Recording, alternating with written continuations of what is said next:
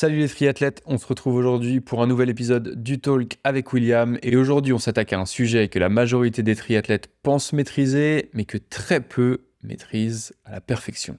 Et aujourd'hui on va parler de musculation, de renforcement, de travail de force en salle. Et pourquoi c'est un sujet aussi sensible? Parce que le triathlon c'est déjà de la natation, du vélo, de la course à pied, c'est déjà des semaines chargées, de la fatigue, des compromis. Et au milieu de ça, on entend deux écoles. D'un côté, les gens qui nous disent faut faire de la force en salle pour être plus rapide. De l'autre côté, on entend des gens qui nous disent pas besoin, déjà commence par nager plus, rouler plus, courir plus. Alors aujourd'hui avec William, on coupe le bruit, on regarde la science, on regarde le terrain, on regarde le quotidien d'un triathlète amateur qui bosse, qui a une famille et qui n'a pas 25 heures dispo chaque semaine pour s'entraîner. Et on va tenter de répondre à la seule vraie question qui compte, est-ce que la musculation mérite une place dans votre agenda de triathlète amateur?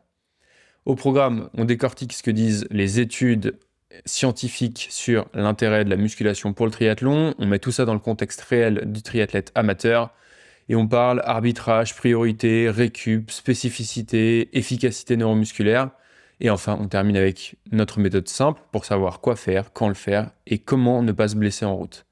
Alors si tu t'es déjà demandé est-ce que je dois aller à la salle, est-ce que ça va vraiment m'aider, ou est-ce que je perds mon temps, j'espère que ce numéro va te donner une réponse claire. William, on commence avec la première question. Je sais que t'es pas un grand partisan du renfort musculaire, on l'a dit dans de précédents épisodes. Qu'est-ce qui nous amène aujourd'hui à parler de ce sujet-là tout de même? Alors, salut Chardy, salut tout le monde. C'est vrai que je suis pas hyper fan du renfort musculaire, enfin surtout du travail en salle, on va dire, en triathlon. Déjà pour une principale raison, c'est que le triathlète s'entraîne déjà beaucoup, donc il y a déjà beaucoup de contraintes avec les trois sports. Donc rajouter un quatrième sport, déjà ça peut être contre-productif. Et pour moi, c'est intéressant d'en parler aujourd'hui parce que on est tous en phase de préparation hivernale, soit de reprise pour ceux qui ont coupé un peu tard, soit déjà dans le cœur de la préparation pour 2026 pour ceux qui ont fait une coupure un peu plus tôt. Donc c'est vrai qu'honnêtement, si le renforcement musculaire est mis en place, c'est le bon moment pour le mettre en place, si toutefois il est judicieux. C'est vrai qu'en plus, on reçoit énormément de questions de triathlètes qui veulent faire du renforcement, mais déjà d'une, qui ne savent pas trop faire comment, et parfois qui oublient l'essentiel qui est de rouler, de nager, de courir. Donc ouais, ce numéro-là, c'est intéressant aujourd'hui pour refaire un petit point sur déjà les objectifs du renforcement musculaire, qu'est-ce qu'on entend vraiment par renforcement musculaire, et puis de donner les clés déjà pour permettre de décider en pleine conscience, hein, j'ai envie de dire, de si c'est intéressant ou non en fonction de son profil et de son recherche. Ok. Euh, on parle de musculation, de renforcement musculaire, de travail de force. Là, on va principalement se concentrer sur le travail de force. Comment est-ce que tu définis le travail de force? Ouais, alors le travail de force pour moi, ça va être vraiment dans une optique de développer les qualités neuromusculaires qui du coup ensuite vont déterminer la production maximale de force. Et là, pour moi, il est intéressant de distinguer quatre types différents de travail de force. Donc travail de force max, travail de force explosive, le travail de puissance et le travail d'endurance de force. C'est vrai qu'on entend énormément de renforcement, enfin, de types de renforcement même différents. Euh, pour moi, là, on parle vraiment du travail de force en salle, de force maximale, et c'est vraiment à distinguer de une routine de mobilité, d'une routine de prévention de blessures, parce qu'on est sujet à une périostite, à un syndrome de l'essuie-glace, donc euh, quelques petits exercices très judicieux qui vont là être intéressants à placer. Pour le travail de force en salle, là, ça se discute. Ok, ok. Hyper intéressant. C'est vrai que c'est un sujet sur lequel, qui est pas mal à la mode dans l'univers du triathlon, mais aussi des sports d'endurance depuis quelques années. Et quand on regarde un peu ce sur quoi communiquent les pros, on a l'impression que tout le monde fait du renfort. Et l'idée, c'est aussi de commencer peut-être par regarder un peu ce que dit la science, de faire un peu de nettoyage dans tout ce qu'on peut entendre là-dessus. Alors, peut-être qu'on va commencer sport par sport. C'est quoi les bienfaits qui ont été validés par la science? On va commencer en natation. Alors, moi, si je reprends déjà d'un point de vue très général, ce qui est démontré par la science, on va dire qu'il y a 5 points essentiels qui ressortent sur le travail de force. C'est elle améliore, d'une part, l'efficacité du geste, donc on va dire l'économie d'énergie, donc l'économie de course, l'économie de nage. la vitesse puissance, puisque du coup on développe une force maximale, donc on va développer forcément ses capacités sur des intensités sous-maximales. La résistance à la fatigue dans le temps, donc ce qui est intéressant du coup pour des épreuves de triathlon, mais même très longues, hein, semi-Ironman. La prévention des blessures, parce que du coup forcément un muscle et des structures tendineuses plus fortes vont être moins sujettes aux blessures. Et la capacité du coup à produire plus de force avec moins de coûts énergétiques. Donc là on en revient sur l'économie d'effort. Si on reprend vraiment sport par sport, donc on commence par la natation, là ça va être intéressant d'avoir un travail de force pour renforcer tout ce qui va être tronc stabilisateur.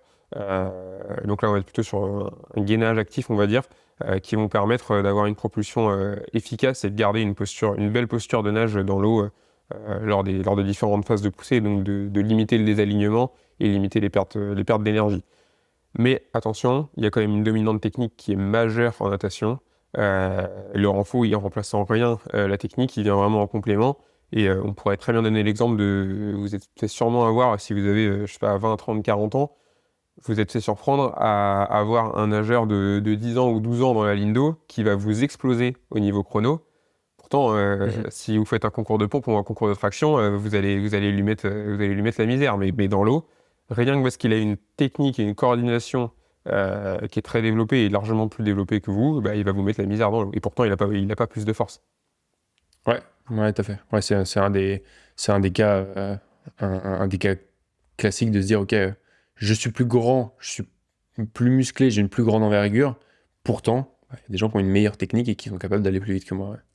Du coup, ça veut dire que en natation, ça joue un rôle, donc comme tu disais, sur le renforcement du tronc des stabilisateurs, mais ça reste quand même à la marge par rapport à un travail qui se fait dans l'eau et qui permet de travailler la technique et beaucoup plus spécifiquement les qualités aquatiques.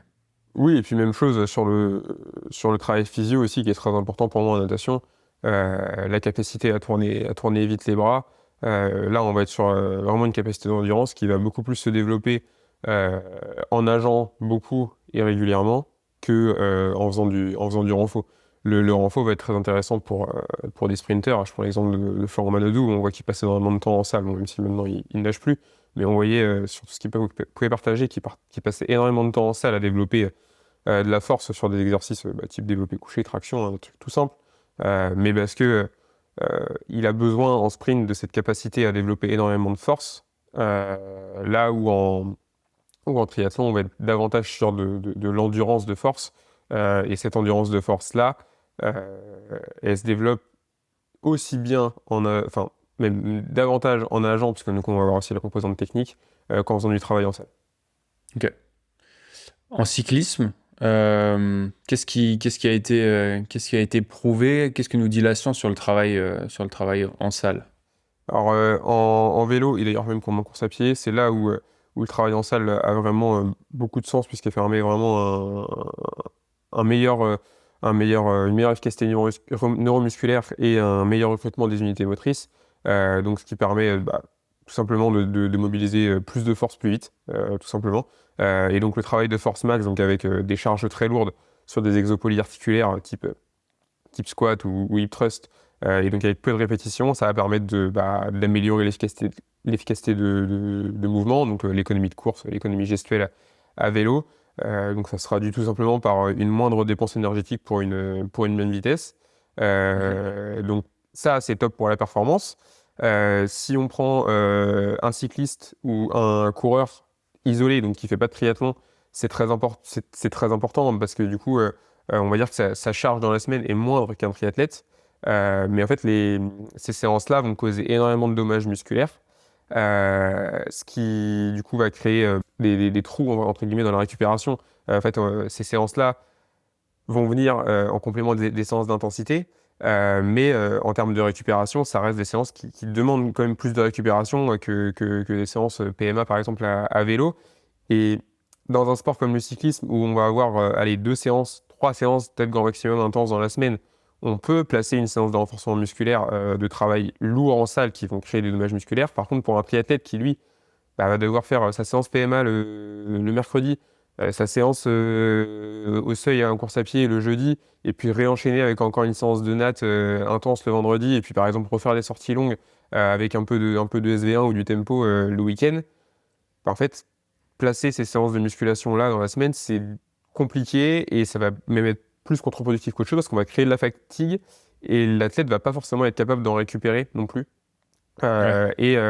Tous les dommages musculaires qui vont être créés en musculation, l'athlète va pouvoir me dire ah bah ouais mais là sur mon fractionné course à pied, j'avais un peu les jambes lourdes, j'avais encore des courbatures, je sentais que le ischio qui tirait un peu. Bah, en fait, on est peut-être plus à risque qu'autre chose. Ouais, donc oui, il y a cette question de la charge globale qui est peut-être plus jouable chez un cycliste pur ou un coureur pur que chez un triathlète. Voilà. Et j'imagine que le travail de force, on peut aussi à vélo le faire sur le vélo avec du travail à basse cadence. Ouais, alors c'est quand même à nuancer très fortement parce que euh, des répétitions au tempo à 60 RPM, on va pouvoir en faire X minutes. Ouais. Un travail de force en salle, ça va être quelques répétitions.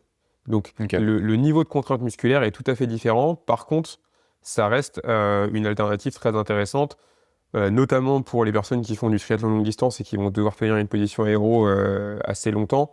Le fait de faire ce travail de force-là sur un trainer en position aéro, en faisant comme on a pu le dire dans un précédent épisode, un exemple de séance où on fait 5 fois 8 minutes en force à 60 RPM, et bien là, tout ce qui va être coordination gestuelle, gainage en position aéro, ça va être très important. Par contre, les qualités développées seront très différentes qu'un travail de force max en salle. Oui, parce que le travail de force max se fait, lui, sur Uniquement en des salle. intensités uniquement ça, et sur des intensités beaucoup plus élevées, sur Oui, des voilà, efforts qu'on exactement. peut Ouais. répéter un nombre Ouais. de fois beaucoup plus faible. Ouais, avec une Ok, contrainte musculaire qui est tout simplement très proche de son 1 RM, donc la répétition, ouais, la charge qu'on peut tenir sur une seule, la charge maximale qu'on peut tenir sur une seule répétition. ok. Si on passe à la course à pied maintenant, tu Bah, disais, il y a un parallèle avec le vélo qui est assez fort sur ce que permet le travail. Ouais, tout à fait. Bah, c'est globalement la même chose. Et disons même qu'en course à pied, ça va être davantage encore plus un risque de blessure dans une logique triathlon encore. Puisque déjà, on va souvent avoir tendance à courir sur fatigue. Dans une logique de triathlon, on va avoir tendance à placer la sortie longue de course à pied le lendemain ou le surlendemain de la sortie longue de vélo, la séance de seuil le lendemain ou surlendemain de celle de seuil en vélo. Donc déjà, on va courir sur fatigue. Si en plus on rajoute du renfort, là, il y a un gros risque de blessure. Par contre, il y a quand même un gain en performance qui est non négligeable. On le voit chez tous les coureurs à pied du sprint jusqu'au marathon. Ils font tous, voire quasiment tous, du renfort. Et encore plus sur des disciplines du type 1500 mètres, 5000 mètres, 10 000 mètres. On voit les Ingebrigtsen, Jimmy Gracie, ils font tous de la muscu en salle. Mais parce qu'ils n'ont pas cette contrainte à côté du vélo et de la natation tout simplement, et puis Ouais. du volume qui s'accumule. Un coureur, globalement, un coureur à haut niveau va courir allez, on va dire, pour donner une très grosse fourchette du 1500 mètres au marathon, entre 120 et 250 km. Globalement, ça va lui prendre entre 8 et 14 heures. Ouais, on va dire. C'est une très grosse fourchette. Par rapport à un triathlète qui va s'entraîner 15 ou 20 heures, ça reste et encore, même des pros, c'est même encore plus, ça reste un volume inférieur, donc il peut caser du renfort et en récupérer. Ok. Ouais, du coup, ouais, c'est intéressant parce que on a tous tendance à être un peu submergés par ces images de gars qui passent du temps à la salle, soit des coureurs à pied, soit des cyclistes, mais gardons en tête que oui, ils ont des semaines en termes de charge qui sont moins fortes que celles d'un triathlète qui doit déjà mettre de l'intensité dans les trois sports et qui s'entraîne déjà avec un volume un peu plus fort. Donc j'imagine que si on veut rentrer un peu dans le concret et travailler sur qui devrait faire du renfort, quand, comment, c'est déjà le premier truc à avoir en tête, c'est que on aura une marge de manœuvre qui sera moins grande, nous, en tant que triathlètes, qu'un nageur pur, qu'un coureur pur ou qu'un cycliste pur. Ouais, c'est ça. Si on résume tout simplement ce que dit la littérature scientifique, c'est que bah, le travail de force en salle est hyper intéressant pour plein de choses, que ce soit l'économie gestuelle, la prévention de blessures, l'économie de course sur des efforts sous-maximaux, la résistance à la fatigue, c'est hyper intéressant, c'est prouvé. Par contre, c'est quand on l'applique à un seul sport et quand on a une contrainte de terrain de type triathlon où on va s'entraîner énormément et dans 3 sports, bah là, en fait, c'est plutôt le ratio bénéfice-risque qui va entrer dans la balance. Et on va dire que même s'il y a des bénéfices, les risques sont parfois et même souvent plus grands que les bénéfices. Ok, parce que, enfin, oui, le triathlète, d'autant plus amateur, a déjà à gérer 3 disciplines, un volume élevé, une récup, et souvent, ce que moi je t'ai entendu dire dans nos discussions, c'est à toi en tant que coach, tu vas souvent préférer qu'on aille faire une séance de plus dans l'un des 3 sports que d'aller passer du temps à la salle parce que en termes de gain marginal, bah, il sera plus rentable d'aller faire une séance de plus dans l'une des 3 disciplines du triathlon que de faire de la salle. Ouais, bah oui, tout à fait. C'est vrai que on a beaucoup le cliché du triathlète, hein, le papa de 40 ans qui a un peu d'argent sur son compte pour s'acheter un beau vélo et qui fait du triathlon et qui a un peu de temps à s'y consacrer, mais qui a quand même un boulot à côté de 35 heures par semaine. Donc déjà d'une, il peut pas avoir un volume faramineux avant 25 heures d'entraînement par semaine. De deux, il a 3 disciplines à gérer avec des séances intenses à faire. Il est peut-être parfois chef d'entreprise avec une grosse charge mentale au boulot toute la journée. Les séances en salle, ça demande quand même une fraîcheur nerveuse qui est importante parce qu'on est sur des exos maximaux, donc qui vont demander une implication totale du système nerveux. Et puis souvent, quand on sort pour en avoir expérimenté un peu, pour avoir juste essayé, souvent quand on sort de la salle et qu'on a fait quelques exercices avec de la force max, on sort nerveusement épuisé. Ouais, tout à Et fait. donc c'est les séances qui laissent des traces à la fois sur le plan musculaire, mais à la fois sur le plan mental et neuro. Donc euh, en fait, là-dessus c'est compliqué à gérer parce que le triathlète amateur a d'autres choses à gérer, il a déjà ces 3 disciplines. Et ensuite, on a beaucoup la question de triathlètes qui s'entraînent 3, 4, jusqu'à 8 fois par semaine. Ça, c'est le très gros du panier de ce qui peut se faire en triathlon. Et souvent, Mhm. ces personnes-là nous demandent s'ils veulent rajouter, enfin, s'ils peuvent et comment le faire, rajouter une séance de renfort. Je vais leur dire, mais non, allez nager, allez courir, allez rouler une fois de plus, c'est ce qui vous apportera le plus. On n'est jamais meilleur dans une discipline qu'en la pratiquant. Le renfort, ça vient en complément et ça ne remplace pas les 3 autres disciplines.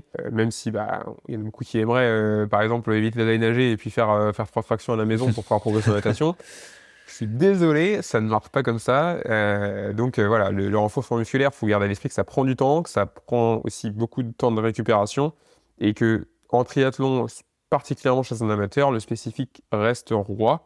Et donc, il y a un pour et un contre à poser. Et souvent, la balance va en faveur du contre parce qu'il y a déjà bien plus à optimiser, soit sur la récup, soit sur le volume actuel, en ajoutant une séance ou plusieurs dans un des sports. Juste avant de rentrer dans le détail là-dessus, de l'arbitrage et de comment est-ce qu'on peut s'organiser, je pose une question, alors là, mon cas à moi, tu vois, alors je comprends que pour mon volume d'entraînement, j'ai pas forcément intérêt à aller caler des séances en salle dédiées à ça, en tout cas qu'il faut jamais qu'elles prennent la place de séances spécifiques, ou en tout cas très à la marge. Par contre, mon créneau de 15-20 minutes que j'ai dispo le matin ou le soir pour faire des simples exercices de renfort à la maison. Alors là, je pense à des squats, à des hip thrusts, à ce genre de trucs sur des séances très courtes que je peux caler presque tous les jours. Est-ce que ça a un intérêt ou est-ce qu'au contraire, on retombe dans la considération de la charge qu'il va falloir monitorer pour pas en faire trop et augmenter le risque de blessure? Alors, ça peut avoir un intérêt, mais la question, c'est pourquoi on le fait. Si on veut développer de la force, c'est clairement pas en faisant 20 squats au poids du corps et 10 pompes qu'on va la développer. Donc, Ok. à partir de ce moment-là, on peut se poser la question de l'intérêt. Pour moi, si tu as 15-20 minutes devant toi, faire de la mobilité spécifique pour gagner en souplesse d'épaule, par exemple en natation, pour gagner en stabilité pour de la course à pied, avec du travail enfin, par exemple de pistol squat sur une jambe. Ça, c'est très intéressant, parce que du coup, là, on va chercher à développer une qualité spécifique en triathlon, et cette fourchette de 15-20 minutes avec le matériel dont on a à la disposition, là, c'est exploitable. Ça peut aussi être du travail de pliométrie, mais ça c'est à mesurer parce que du coup, c'est donc le travail de pliométrie, c'est du travail tout simplement de rebond, de saut pour développer les qualités mécaniques en course à pied, les qualités de pied. Ça c'est quelque chose qui est très intéressant, mais à quantifier parce que euh, on s'en rend pas forcément compte, mais la charge imposée sur tous les petits muscles solaires, les petits muscles au niveau du mollet, du pied, du tibia, est très importante et peut, si c'est mal dosé et fait avec pas suffisamment de progressivité, causer des petites blessures si vous venez rajouter de l'intensité en course à pied de manière un peu trop importante à côté. Mais voilà, dans ces 15-20 minutes-là, si on parle mobilité, stabilité et pliométrie, il y a des choses bien plus importantes à faire que de faire la traditionnelle routine de je fais 10 squats, 10 pompes, 10 tractions et je recommence ça pendant un quart d'heure. Ok, très intéressant. Bah, ça débunk un peu un mythe et un truc qu'on voit un peu souvent et la routine un peu facile. Ok, on reviendra après sur la partie comment est-ce que vraiment, quelle méthode on peut adopter pour choisir ce qu'on fait et quand on le fait. Je referme cette parenthèse-là. Ce qu'on se disait, ce que tu disais, c'est il faut que le spécifique, ça reste la priorité de vos entraînements. Du coup, j'imagine que pour un triathlète qui nage une, deux fois par semaine, qui roule une, deux fois et qui pareil, en course à pied, peut monter jusqu'à une, deux, trois séances, alors on est d'accord que toutes ces séances-là supplémentaires dans une des disciplines auront plus d'impact, c'est ce que tu disais. Ouais. Et tu disais aussi qu'il existe des alternatives un peu malines pour développer l'efficacité neuromusculaire ou la force sans aller en salle et en restant sur nos séances, notamment de vélo et de course. Ouais, tout à fait. Bah, du coup, là, si on se réfère à ce que je disais au tout début par rapport aux quatre types de force qu'on peut développer, et ben en fait, là, la composante force-endurance, on va pouvoir la développer spécifiquement en faisant du vélo ou de la course à pied ou de la natation.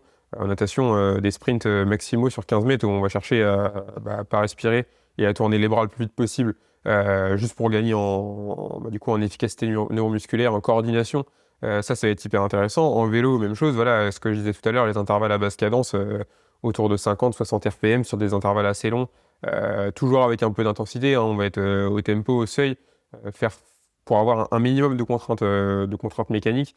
Si vous faites ça en endurance fondamentale, petit plateau, honnêtement, il n'y a pas grand intérêt. Vaut mieux faire des intervalles plus courts et plus intenses. Ça va davantage développer ces qualités-là. Et en course à pied, même chose. Faire des sprints à plat ou en côte. Donc ça va avoir un très bon travail au niveau foulée, explosivité. Euh, et c'est quelque chose qui ne demande pas une séance forcément à part entière. Ajouter 4, 5, 6 lignes droites de 15 secondes dans la ruelle à côté de chez soi à la fin de son footing, c'est quelque chose qui va laisser peu de traces et qui peut être vraiment intéressant pour développer ces qualités-là, des qualités qui vont être vraiment très complémentaires à à la séance VMA ou à la séance de seuil que vous allez faire 3 jours plus tard. Et puis qui, en plus, vont avoir l'avantage de pouvoir développer les qualités de seuil et les qualités de VMA, parce que forcément, quand on pousse le plafond, enfin le haut du plafond vers le haut, bah, naturellement, les intensités inférieures vont aussi se développer. Donc voilà, pour moi, il y a beaucoup plus de gains à avoir ce travail, entre guillemets, spécifique, force, sur le terrain. Donc ça n'aura pas le même gain que d'aller en salle, mais ça aura un rapport bénéfice-risque, on en revient à ce point-là, qui Ouais. sera bien plus intéressant pour un triathlète. Ok. Très intéressant. Et si on rattache du coup à ce qu'on a utilisé comme intro, c'est-à-dire sur le cas des pros, en fait, juste en deux mots, pourquoi est-ce que eux, les pros, sont capables d'ajouter des séances en salle et que nous, triathlètes amateurs qui nous entraînons 6, 8, 12 heures, n'avons pas intérêt à le faire? C'est quoi la différence entre les deux situations au-delà du fait que ils aient une semaine de libre et que ce soit leur activité à temps plein? Bah, en 3 mots, c'est tout simple, c'est leur boulot, hein. C'est leur travail. Donc, les gars, ils sont payés à s'entraîner 25-30 heures par semaine. Et ils ont que ça à faire d'à côté, hein. Enfin, ils ont que ça à faire. Ils prennent 25-30 heures par semaine et le reste à côté, ils bossent entre guillemets sur leur récup. Donc, en fait, ils ont le luxe d'ajouter ces 1 à 2 séances de renfo par semaine sans, du coup, sacrifier le reste. D'une part, parce que eux, ils sont à la recherche du moindre pourcentage qui va pouvoir les faire s'améliorer. C'est des mecs qui s'entraînent, ou des filles qui s'entraînent depuis 10-15 ans, qui ont poussé déjà tous les curseurs au maximum, ce qui du coup n'est pas le cas de 99,9% des triathlètes amateurs. Donc eux déjà, ils sont à la recherche de ces moindres bénéfices-là. Et de deux, ils disposent d'une équipe qui est pluridisciplinaire à leur côté. Donc on parle de l'entraîneur, du préparateur physique, du kiné, de l'ostéo, etc. Ce qui leur permet déjà d'une part d'optimiser la récupération au maximum. Le coach va leur permettre d'avoir une quantification de la charge vraiment la plus juste possible. Le préparateur physique, par des tests simples et un suivi régulier et quotidien à la salle, honnêtement, les préparateurs physiques, si on regarde Léo Bergère, Vincent Louis, même d'autres triathlètes pro qui partagent leur quotidien sur YouTube, on peut voir qu'à la salle, le préparateur physique, il est quasiment tout le temps, ou au moins une fois par semaine, tout le temps avec eux. Ce qui leur permet déjà d'avoir des exercices qui sont spécifiques à leurs besoins, et d'avoir un contrôle de l'exécution et de la quantité et de la quantité de travail, on va dire, qui va être millimétrée et ajustée limite au cours même de la séance, pour pouvoir avoir encore une fois le rapport bénéfice-risque qui soit le meilleur possible en faveur du bénéfice. Et comme eux, ils ont le luxe de pouvoir se permettre ça, ils ont tout intérêt à le faire. Ok. Donc ouais, ça reste un cas très spécifique aux pros qui ont le temps, l'équipe, la gestion de la charge parfaitement adaptée pour pouvoir, eux, mettre des séances de force en salle. Maintenant, pour le triathlète amateur qui nous écoute, je commence par me poser quelques questions si je réfléchis à mettre un peu de renfort dans ma semaine. Alors, première chose, déjà, c'est faire un état des lieux sur quel est votre niveau. Est-ce que je suis débutant? Est-ce que je suis intermédiaire? Est-ce que je suis expérimenté? Et de ça va découler une chose principale, ça va être quel est ton volume disponible. Quel est le volume déjà d'entraînement que tu as? Et si tu as du volume encore disponible à ajouter, est-ce qu'il va être plus intéressant de l'ajouter en natation, course, vélo? Ou alors est-ce que vous avez déjà atteint votre palier sur ces intensités-là, enfin sur ces entraînements-là, donc c'est-à-dire je m'entraîne je dirais au moins 4 voire 5 natations, au moins 5 vélos, au moins 5 courses à pied. Là, si déjà vous n'avez pas atteint ce standard-là, pour moi, c'est inutile de penser renforcement musculaire dans un but de travail de force en salle, travail de force maximale. Ok, donc Ensuite, on est d'accord ce qui représente une fraction minime des triathlètes amateurs. Là, on parle exactement. même d'amateurs presque du semi-pro, quoi. Exactement. Et je pense qu'en disant ça, il y a quand même, enfin, si des préparateurs physiques ou des kinés écoutent ce que je dis, il y a quand même des personnes qui vont être contre mon avis, mais honnêtement, pour moi, il n'y a aucun intérêt à ajouter du renforcement musculaire pour développer la force maximale si vous n'avez pas atteint ces standards-là. Et je distingue encore une fois le travail de force maximale d'un travail sur un point faible qui va être souvent un risque de blessure, où là, oui, avoir un travail spécifique, des exercices spécifiques bien ciblés pour bosser sur ma périostite ou sur mon syndrome de l'essuie-glace, comme je disais tout à l'heure. Là, oui, ça va être pertinent. Par contre, avoir un travail de force en salle, non. Ok. Ensuite, Ouais. donc une fois qu'on a priorisé ça, la charge entre entraînement spécifique, natation, vélo, course à pied, et du coup, là, on peut statuer si on a du volume disponible de rajouter du renfort. Et donc là, si le temps le permet, on va venir rajouter d'abord une séance de renfort par semaine. C'est déjà très bien, et pour beaucoup, c'est déjà une charge énorme quand ils viennent ajouter ça. Et il faut idéalement cette séance-là elle soit construite par un préparateur physique qui va venir vous aider là-dessus, parce qu'on ne peut pas être expert partout. Et que il doit y avoir quand même une logique certaine dans la conception de la séance, que ça soit autour du développement de force, et puis surtout de choisir quel type d'exercice va vous correspondre, parce qu'en termes de morphologie, en termes de posture, de recrutement musculaire, tout va être différent, donc il faut quand même euh, adapter la séance à l'athlète, parce que du coup, on en revient au cas des professionnels, eux, ils ont le luxe d'avoir. Ouais. Et aussi, il va falloir voir en fonction de la période. En fait, le danger avec le renforcement musculaire et plutôt le travail de force en salle, c'est que si on commence, en fait, si on veut avoir des gains, on est, entre guillemets, contraint à le faire toute l'année. Parce que Mhm. vous aurez beau être assidu à la salle tout l'hiver en ayant fait 6 mois à aller une fois par semaine à la salle, si vous arrivez dans votre période spécifique et votre période de compétition, donc vous arrêtez, bah, en fait, tout ce que vous allez avoir fait jusque-là va être perdu. Donc, faut bien se poser la question de se dire, si je m'y investis maintenant, est-ce que je suis capable de le tenir sur le très long terme? Parce que en fait, les gains vont être que sur du très long terme. Et si vous voulez maintenir ces gains, il faut absolument être régulier. Donc, en prépa générale, une fois par semaine, idéalement. En préparation spécifique, plutôt des rappels, donc une fois tous les 10 jours, on va dire. Mais en fait, vous devez avoir ces phases de rappel-là, sinon bah, tout ce que vous allez avoir fait avant, ça va être perdu. Ouais, ok. Et encore une fois, hein, je remets la parenthèse par rapport à ce que tu disais. Tout ça, si l'intégration d'une séance de renfo est pertinent selon votre profil et que c'est vraiment la meilleure utilisation que vous pouvez en faire. Exactement. Et je rajouterais juste un point, c'est que si on a la volonté de faire du renfo et qu'on veut l'ajouter, ce renforcement-là, dans sa programmation, il va falloir d'autant plus veiller à la récupération. Donc là, les piliers, hein, sommeil, nutrition, hydratation.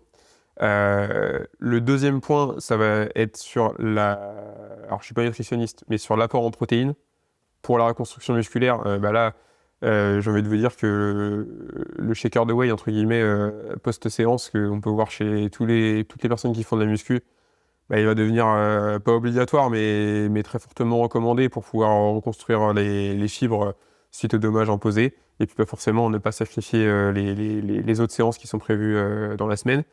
Et il va être nécessaire de bien périodiser ces périodes de charge-là pour ne pas interférer, enfin, ou du moins pour que ça se complète au mieux possible avec bah, les entraînements qui sont faits à côté dans les transports.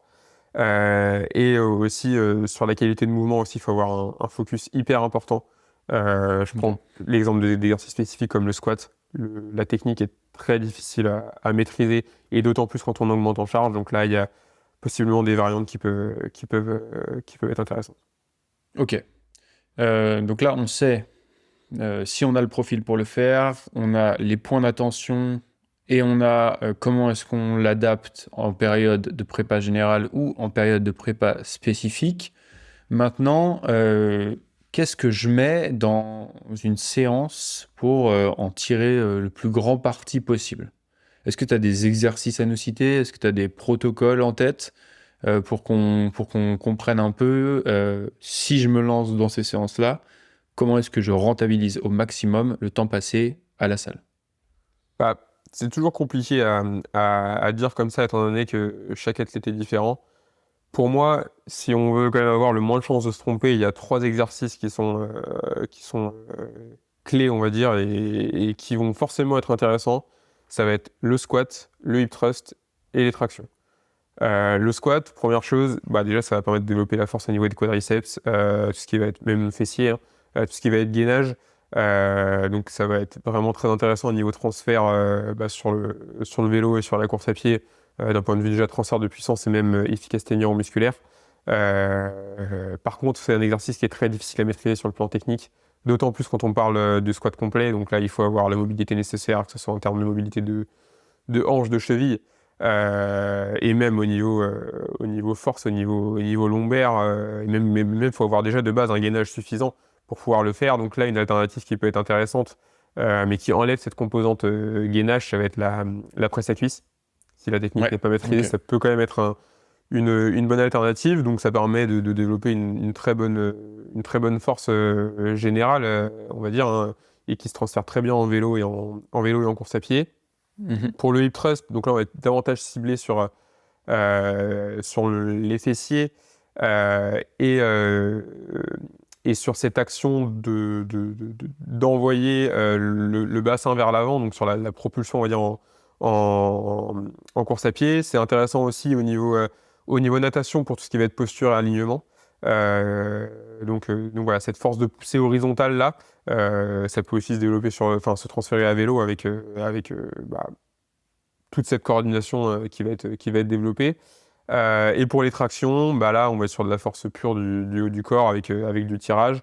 Si les tractions sont trop dures, on a du tirage vertical sur des machines guidées qui peut être intéressante, mais qui du coup, même chose, enlève un peu ce facteur gainage. Et donc ça permet d'avoir une meilleure propulsion en natation tout simplement. Meilleure stabilité d'épaule aussi. Donc forcément moins de blessures aussi en natation pour ceux qui y sont sujets. Donc voilà, là pour moi ces 3 exercices-là, c'est les 3 exercices qui regroupent un peu tout, étant donné que c'est des exercices polyarticulaires, donc qui regroupent un travail très complet sur différents muscles.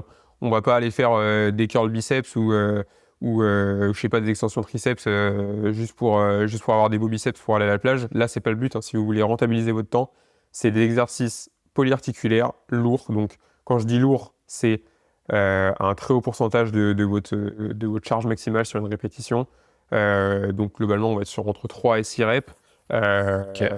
Donc, pardon, juste pour repréciser, pour que ce soit clair pour tout le monde, des charges qui ne permettent de réaliser qu'entre 3 et 6 répétitions maximales sur ce mouvement. Voilà, C'est bien logiquement, ça. bon, alors, si vous n'êtes pas assuré, par exemple, enfin, si vous n'êtes pas paré par un partenaire sur du squat, par exemple, voilà, faut garder 2 répétitions de réserve, Oui, histoire d'être sûr de pouvoir oui, remonter et de pas rester en bas, on va dire. C'est un peu tout à bête, fait. mais voilà, on va dire entre 3 et 5 séries de 3 à 6 répétitions avec des temps de repos assez importants. Ou là, par exemple, sur les temps de repos, par contre, vous pouvez, si vous avez rien à faire, plutôt que d'aller sur Instagram et de scroller sur votre téléphone, voilà, en soi, ajouter du gainage, je sais pas, si vous faites votre action, ajouter du travail de pliométrie, rentabiliser votre temps de repos, mais voilà, il faut du temps de repos important pour être frais musculairement, enfin musculairement et nerveusement surtout sur chaque répétition. Donc voilà, Donc, pour moi, c'est les 3 exercices qui sont les plus intéressants. Donc les exos polyarticulaires, si on n'a pas de recommandations particulières de la part de votre kiné ou autre professionnel de santé. ok. Donc, on travaille plutôt la force max et sur un nombre du coup réduit de répètes avec beaucoup de repos entre les répètes, histoire d'être prêt à remettre le couvert et avoir la même qualité d'exécution et le même engagement sur ces quelques répètes. Voilà, exactement. Et du coup, entre ces exos-là, on peut faire quelques exercices intéressants, que ce soit au niveau gainage, pliométrie.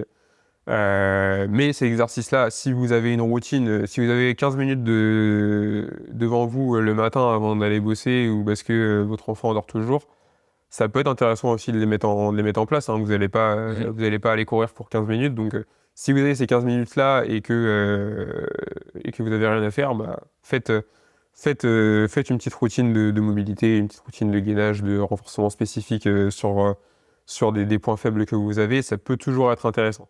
Et après, si on en revient au travail de force maximale en salle, euh, on a souvent la question de quand est-ce que je le fais? Est-ce que je le fais le même jour que ma séance intense de course à pied? Est-ce que je le fais le lendemain, la veille?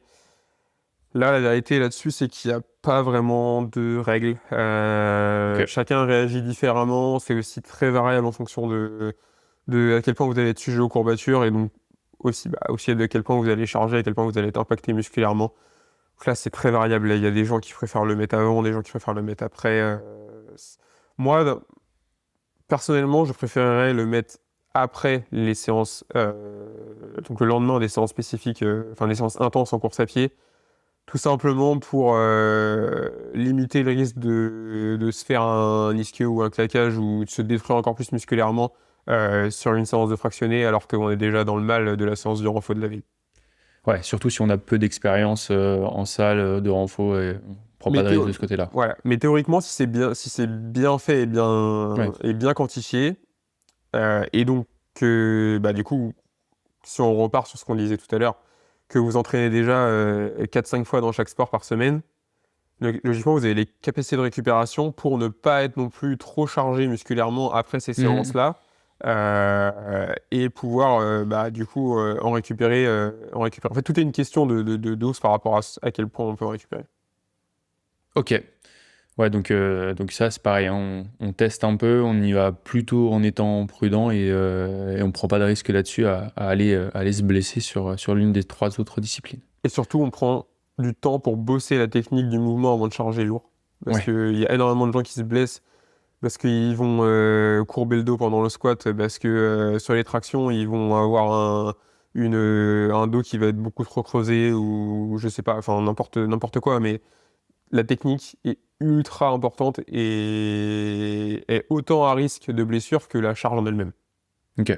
Et n'hésitez pas, hein, pour ça, hein, dans la plupart des salles, enfin dans l'immense majorité des salles, même vous avez des coachs qui sont là, vous passerez pas pour un imbécile Ah à non, aller c'est leur métier. vérifier la manière dont vous réalisez un squat ou la manière dont vous utilisez n'importe quelle machine. Enfin, allez-y, hein, posez ces questions-là. Il vaudra mieux poser une question et enfoncer une porte ouverte que de se blesser en réalisant un mouvement qui est pas fait correctement. Ouais, tout à fait. Pour terminer, William, là-dessus, si on doit récapituler, je pense qu'on a fait pas mal le tour du sujet.